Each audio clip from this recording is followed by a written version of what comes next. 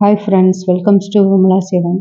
பணியாரம் பணியாரம்னா தோசை இட்லி எல்லாம் கொஞ்சம் நேரம் ஆனால் காஞ்சி போயிடும். இல்லை சாப்பிட கொஞ்சம் கஷ்டமாக இருக்கும், ஹார்ட் ஆயிரும். ஆனால் பணியாரம் பார்த்தீங்கன்னா காலையில் செஞ்சால் ஈவினிங் வரைக்கும் கூட வச்சு சாப்பிட்லாம், எதுவுமே ஆகாது. புளிச்சு போன மாவு இருந்தால் வேஸ்ட் பண்ணாதீங்க. இந்த மாதிரி சிம்பிளாக ட்ரை பண்ணி பாருங்கள்.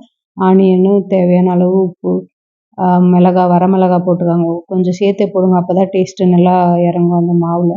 கொத்தமல்லி தூவி புளிச்ச மாவில் கொஞ்சம் போது உப்பு, சோடா உப்பு போட்டு நல்லா கலந்து, இந்த வெங்காயத்தையும் நல்லா கலந்து ஒரு 10 மினிட்ஸ் வைங்க. அதில் இருக்க புளிப்பெல்லாம் கொஞ்சம் குறைஞ்சிரும். அதுக்கப்புறம் கல் வச்சு கல்லில் கொஞ்சம் சேர்த்தே எண்ணெய் விடுங்க, ஏன்னா அப்போ தான் கிறிஸ்பியாக நல்லாயிருக்கும்.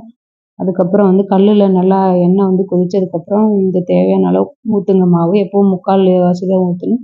மாவு எப்போவுமே நார்மலாக கொஞ்சம் உப்பி வரும். அதுக்கப்புறம் எடுத்து சட்னியோடவோ இல்லை வெறும் பணியாரமோ சாப்பிட்டிங்கன்னா செம்ம டேஸ்ட்டாக இருக்கும் ஃப்ரெண்ட்ஸ். தேங்க்ஸ் ஃபார் வாட்சிங். பாய்.